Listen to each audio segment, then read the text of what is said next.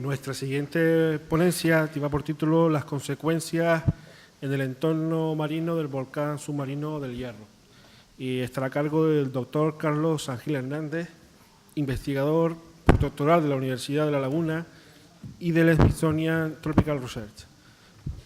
Doctor Carlos, cuando usted desee. Gracias.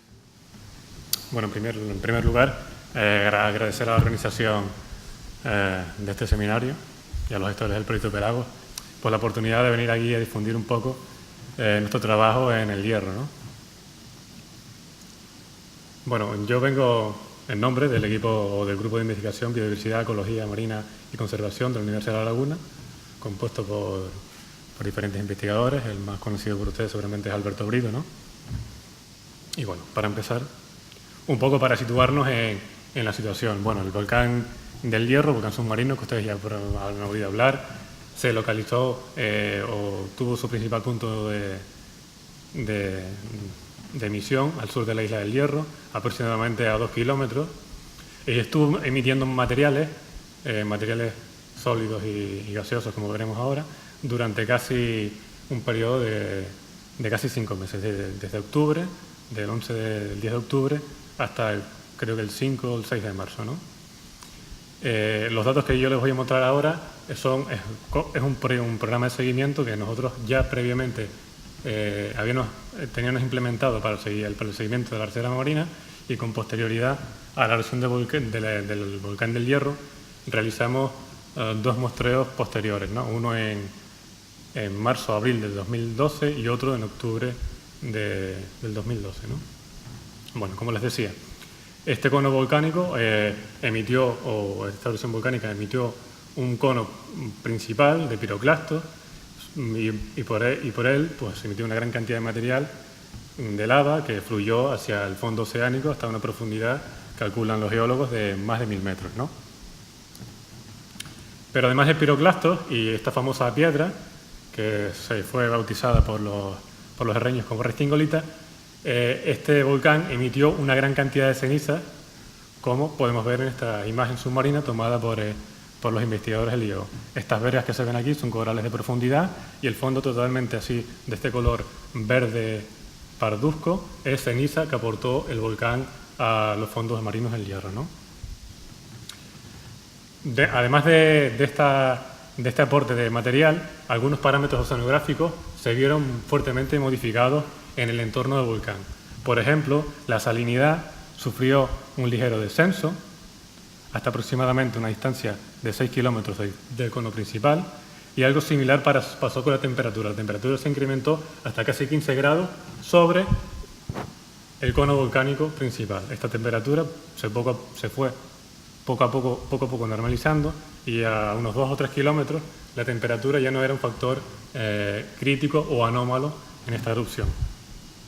Sin embargo, y desde el punto de vista medioambiental, el principal factor que afectó a las comunidades bentónicas, las comunidades ligadas al fondo, fueron la emisión de gases de este volcán, sobre todo el CO2, aunque también este volcán emitió una gran cantidad de compuestos del azufre, así como numerosos metales como cobre, cadmio, plomo, etc., ¿no? También, por esta emisión de gases, se produjo una fuerte reducción en el oxígeno disuelto en la columna de agua, como podemos ver en este gráfico de aquí, ¿no? Se generó en determinadas zonas masas de agua totalmente anóxicas, sin oxígeno. Pero como ya les avancé, el principal impacto fue el CO2. Si recuerdan, hace pocos días salió una noticia del impacto del CO2 que va a tener en los ecosistemas marinos en el futuro por el incremento del cambio climático. Esta noticia lanzaba como gran titular que la presión parcial del oxígeno había alcanzado un máximo de 400 partes por millón.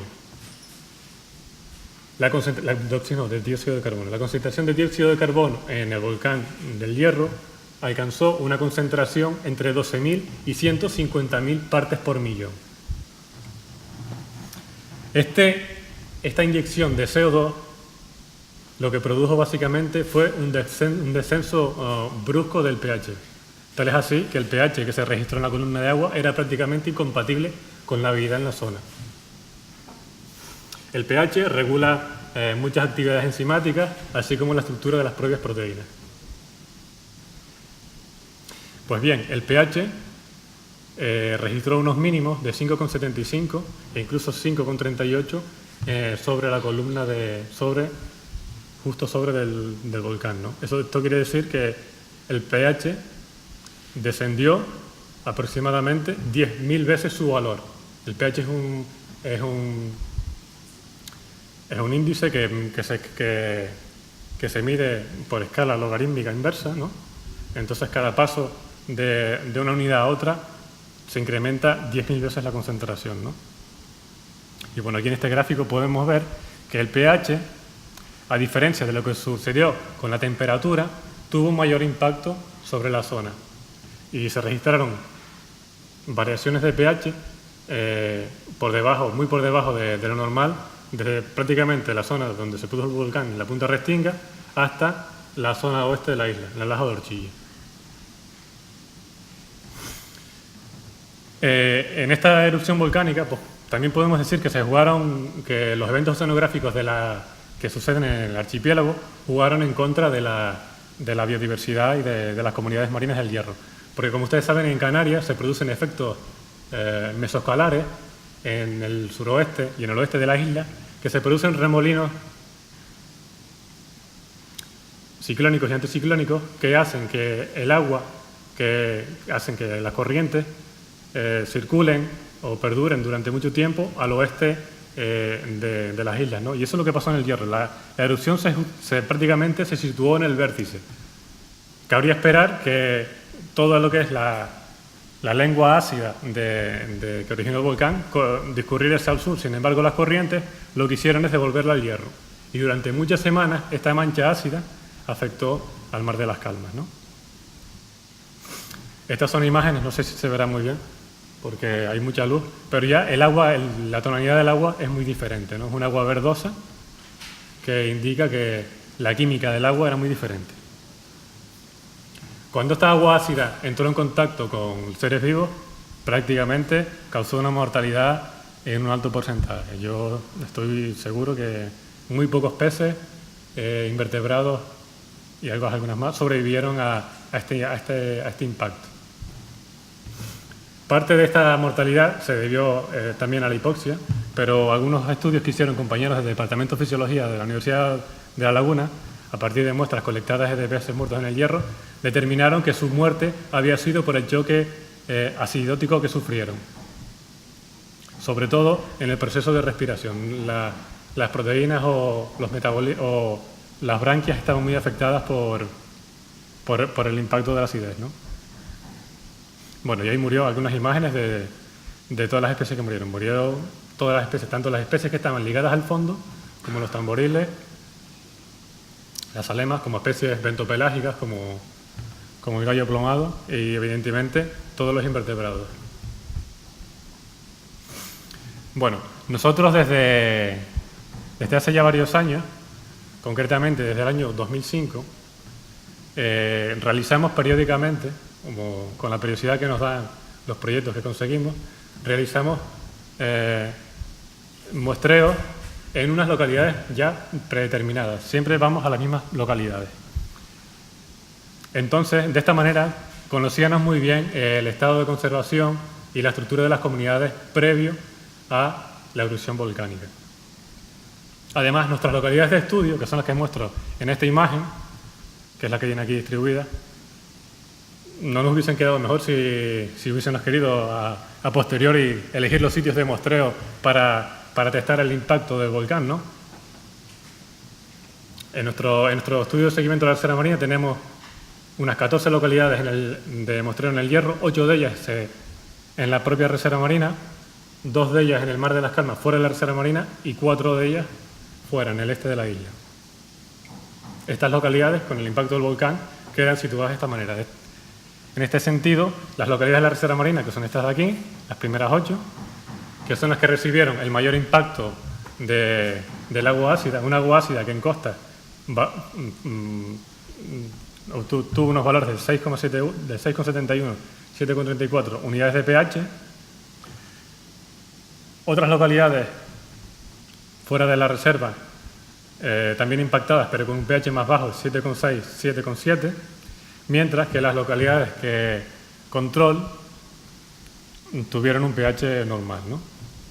Los muestreos o los datos que voy a presentar ahora corresponderán a 2 muestreos previos, 2005 y 2008, y 2 posteriores, en abril del 2012 y en octubre. Bueno, esto es un gráfico que muestra, un gráfico de ordenación que muestra la estructura de la comunidad de peces bentónicos, demersales. Los pelágicos estuvieron excluidos. Ahora les digo por qué. Bueno, esta era la situación previa al volcán.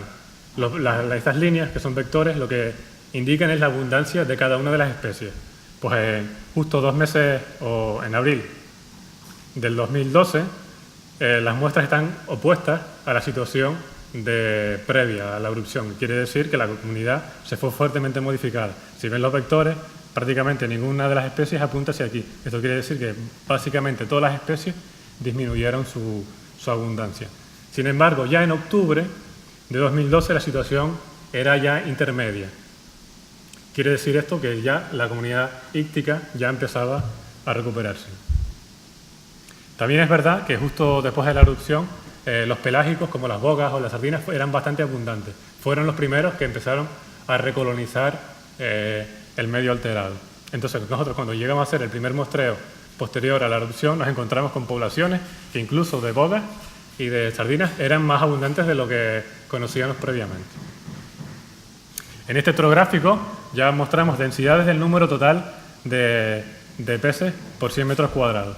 Este es el dato previo en blanco de calor de la situación. Y como podemos ver, tanto en la reserva marina como en la zona control se produjo un fuerte descenso del número total de peces. Y aquí, tanto en todas las localidades de la reserva marina como de las no incluidas dentro de la reserva marina, el descenso fue fuertemente significativo en el número de peces. Viendo datos particulares de algunas especies, para contrastar un poco cómo ha sido el proceso de recolonización del Mar de las Calmas, podemos observar que no ha sido igual.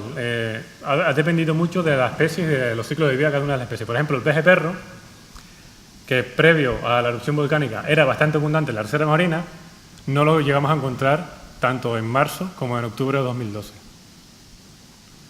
Igual pasó como en las zonas también afectadas no incluidas dentro de la reserva marina. Sin embargo, como podemos ver aquí, seguía siendo abundante en las zonas no afectadas por el volcán. Algo similar pasó con la fula blanca. Desaparecieron todas y a lo largo de 2012 no conseguimos mostrar ninguna. Sin embargo, con la vieja pasó algo diferente, ya que, como pueden ver ustedes aquí, ya en octubre de 2012 la especie ya empezaba a estar presente. Si nos fijamos en este gráfico, vemos que se incorporaron a la zona del Mar de las Calmas tanto juveniles, que son estas 2 columnas, como adultos. Esto lo que quiere decir es esto que tenemos en esta gráfica, que el proceso de recolonización de la zona afectada se produjo tanto por larvas como por adultos. Con los invertebrados pasó muchas cosas.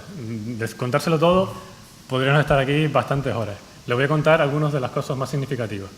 En el caso del ericio diadema, que ustedes seguramente conocen muy bien, el hierro, antes de la erupción volcánica, contaba con unas densidades de poblaciones muy bajas, de las más bajas de Canarias. Todo ello porque en el hierro hay unas densidades, o había unas densidades de poblaciones de diadema muy elevadas que controlaban las densidades de diadema y evitaban o favorecían el mantenimiento de las comunidades de algas, ¿no?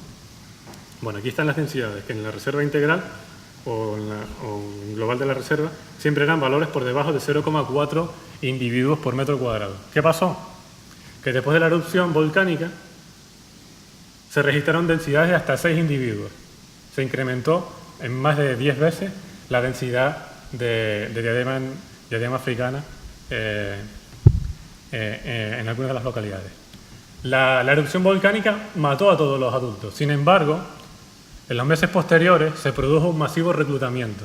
Como pueden ver en esta imagen. Esta imagen ven diferentes juveniles diademas. Una imagen bastante anómala de ver en los fondos canarios, ¿no? Esta cantidad de reclutamiento. Entonces, durante unos pocos meses, Diadema prosperó sin predadores. Sin embargo, en la medida de que estos predadores se fueron incorporando al medio, las densidades de Diadema bruscamente descendieron. ¿Qué quiere decir ello? Que si Diadema a lo mejor no se hubiese recuperado, o si los predadores de Diadema no se hubiesen recuperado tan rápidamente, quizás se hubiese provocado un cambio de fase y los fondos de macroalgas hubiesen sido transformados en blanquizales si estos juveniles hubiesen llegado a la fase adulta. Otra de las cosas que apareció fueron bloom de especies que normalmente son poco frecuentes en el medio, como Aplysia fasciata. En esta foto, ayer la estaba contando, conté 8 individuos de Aplysia fasciata, una foto que es muy difícil de sacar en condiciones normales. Esta especie, al igual que los juveniles de Diadema, se vio favorecida. Se estableció en el medio y empezó a prosperar sin que predadores afectaran sobre fases críticas de su desarrollo. Y encima, como es una especie que crece realmente rápido, se reproduce muy rápido, pues numerosas generaciones de Aplysia fasciata durante algunos meses fueron muy abundantes en la zona del Mar de las Calmas. Sin embargo, ya en octubre de 2012, 6 meses después de que habían experimentado este incremento poblacional, y Aplysia fasciata ya era muy poco frecuente en el Hierro. Con el caso de las macroalgas, pues pasó también algo similar. Hubo una gran transformación de las comunidades de macroalgas. En el Hierro, como ustedes ya seguramente conocen, domina una especie, monopoliza, aburre los fondos marinos, que es el Lobófora variegata, una alga parda, que es esta imagen que tienen aquí, que en el Hierro alcanza valores de cobertura próximos o superiores al 70%, pero es que en el Mar de las Calmas la cobertura es aún mayor y llega incluso hasta el 99% de cobertura. Sin embargo, con la erupción del Hierro, esta mancha ácida produjo una fuerte reducción en su cobertura. Este es un análisis similar de 2 peces. Estos son los muestreos en azul clarito, los muestreos de abril de 2012 y en verde y en azul oscuro está la situación previa y en rojo octubre de 2012. Entonces lo que podemos ver es que las comunidades, de pasar de estar dominadas por lobófora, en el periodo post-volcán, los meses justo después, pasaron a estar dominadas por otro tipo de plantas, como veremos a continuación. Sin embargo, el proceso de recuperación ha sido muy rápido, porque como ustedes ven aquí, los muestreos de ya en octubre ya eran muy similares a la situación previa. Así es como quedaron los fondos del Hierro. Todo esto que ven aquí en las calvas, estos son fondos que antes estaban ocupados por lobófora. Las especies que sustituyeron a lobófora pues son especies oportunistas, efímeras, de ciclo corto, rápido. Aprovecharon rápidamente la perturbación ambiental y proliferaron, como fueron algas rojas filamentosas, de los géneros Ceramium policifonia, Cladófora, Pseudoclorodesmais o Padina padónica. ¿Y cuánto fue el impacto sobre lobófora? Pues lo ven aquí en esta gráfica de aquí. En la reserva marina, su cobertura, de estar por encima del 80%, se redujo prácticamente al 25%. Si es verdad que ya en octubre de 2012 su cobertura ya era por encima del 60%. Y si nos fijamos en cada una de las localidades, vemos como aquellas localidades más cerca a la erupción volcánica fueron evidentemente las más impactadas y las más que sufrieron la reducción en la cobertura de lobófora, aunque esto lo podemos ver en este gráfico. Este gráfico se enfrenta a la cobertura previa de lobófora justo con la examinada después, en octubre, en abril de 2012. Y vemos que la cobertura de lobófora en algunos casos llegó a descender un 80% de la que previamente había. Esto, el mayor impacto sobre esta planta se circunscribió básicamente a la reserva marina. El resto de las localidades del Mar de las Calmas la cobertura de la ósfera, los cambios no fueron tan significativos, incluso yo diría que no varió. Cuando examinamos la cobertura de la ósfera variegata, en diferentes profundidades, podemos ver algo curioso, ¿no? Que si bien la recuperación en los muestreos realizados entre 5 y 10 metros y 10 y 15 metros fue bastante favorable y bastante rápida, no sucedió lo mismo entre 15 y 20 metros de profundidad. Las comunidades, cuanto mayor profundas están, les ha costado un poco más recuperarse. Todo ello es porque el medio está más modificado. Si volvemos a una diapositiva de atrás, se aportó gran sedimentación al medio. Esta sedimentación, en el caso de los bósforas, es bastante negativa para su desarrollo.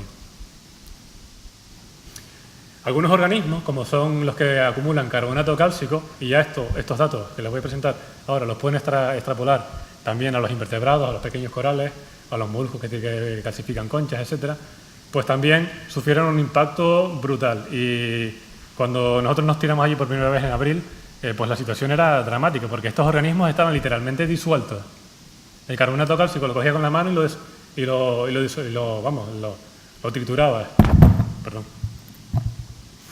Bueno, pues en el caso de estas especies y en el caso de las que acumulan carbonato cálcico, desaparecieron de la reserva marina.